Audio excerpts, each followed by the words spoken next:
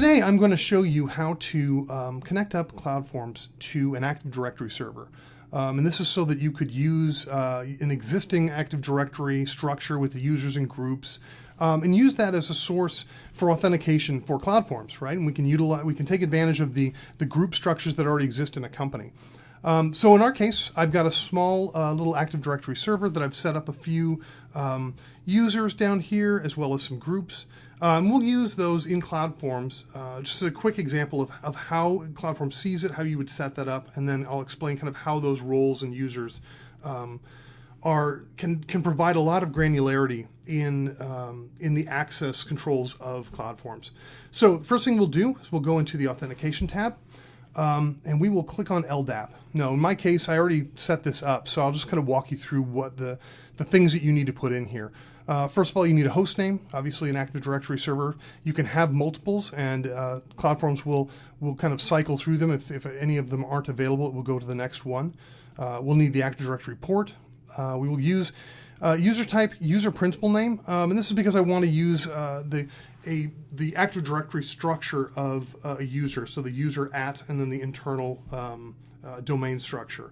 And so for that, I'm going to throw in the suffix after the user, so I don't have to type that in, as well as I'm going to click a few buttons here because I want to get the groups that are in LDAP and utilize those inside of CloudForms, as well as I want to get roles from there, and then follow any referrals. And that's just in case we want to have a larger Active Directory. I just click that in to have it in there. Base DN is obviously, pretty self-explanatory. It's typical Active Directory or LDAP. My domain is internalexample.com, so this is the structure you'd put in there. And finally, the bind DN and the bind password. These are the username and password that CloudForms will use to access the Active Directory server so that it can query the system. Now, in my case, in my lab, I'm just using the local administrator. Typically, you would use a user that's specifically for querying LDAP that only has a view only inside of the Active Directory. So once we've connected up, we've hit save, we now can start kind of connecting up our groups that exist in Active Directory to roles. And I'll just kind of explain those real quick, just so you have an understanding of what each is. CloudForms has a kind of a hierarchy structure of how it builds things out, and it really starts at the tenant level, and that's the highest level.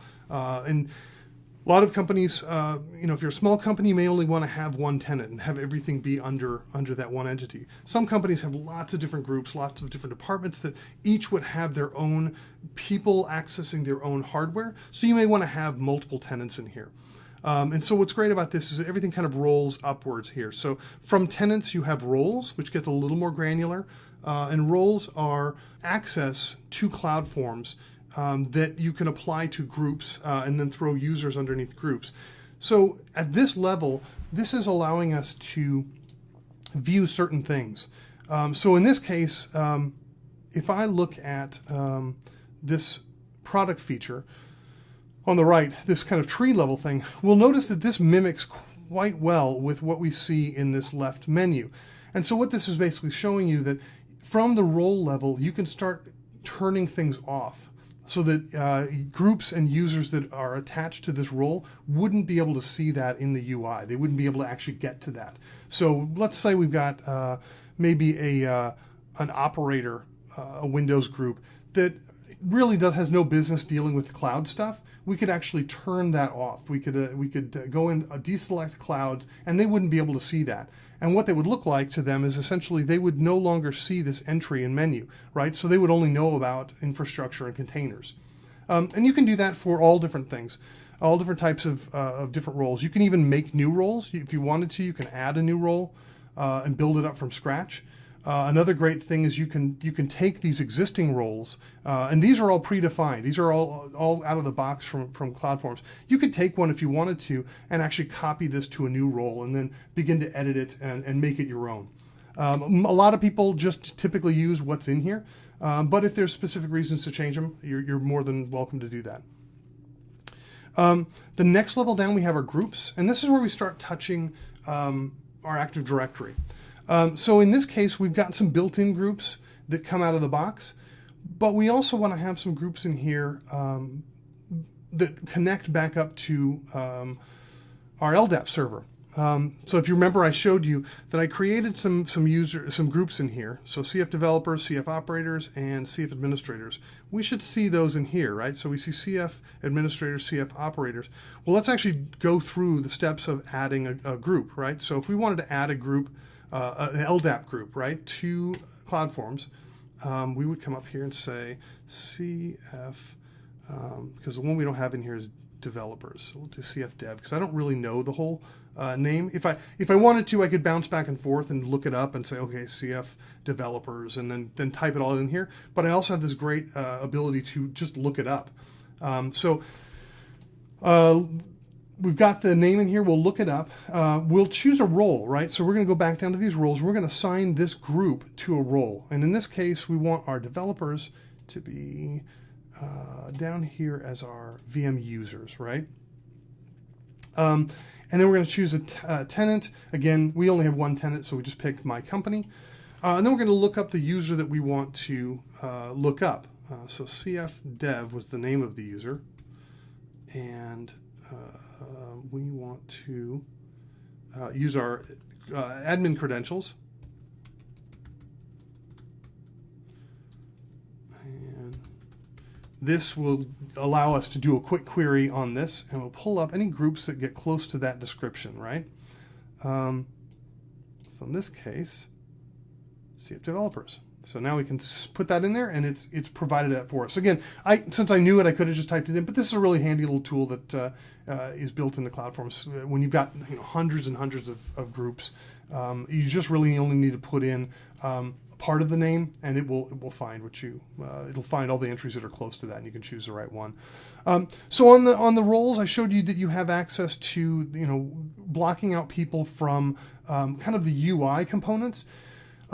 Inside of groups, you now have the ability to start blocking things at a little lower level, right? So we can start doing things like blocking people from being able to see certain locations. So maybe you have a group that is only in London, and those users, we only want them to, these developers should only ever see things that are tagged as London.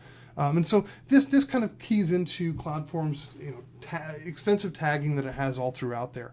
But it's also got things like cost center, so we can allow people to see certain cost centers or not see cost centers at all. And so this just allows us to filter things on the tagging level.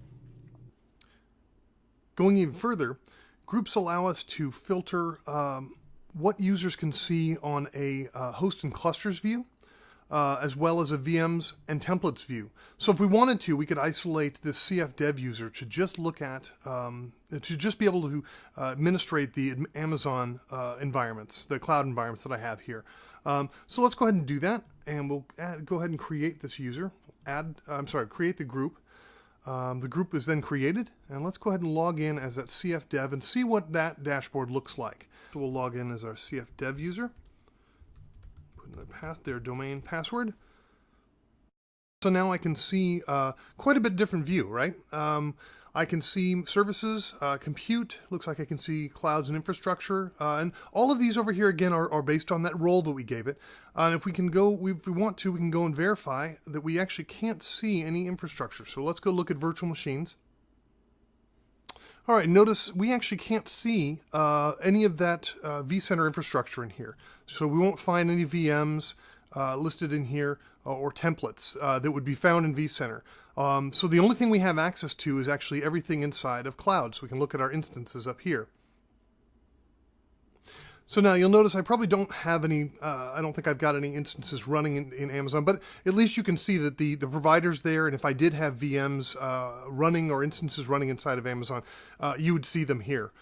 So hopefully this has given you a good idea of the level of control you have inside of CloudForms once you attach it to a domain controller. So hopefully this was helpful. Again, thank you very much.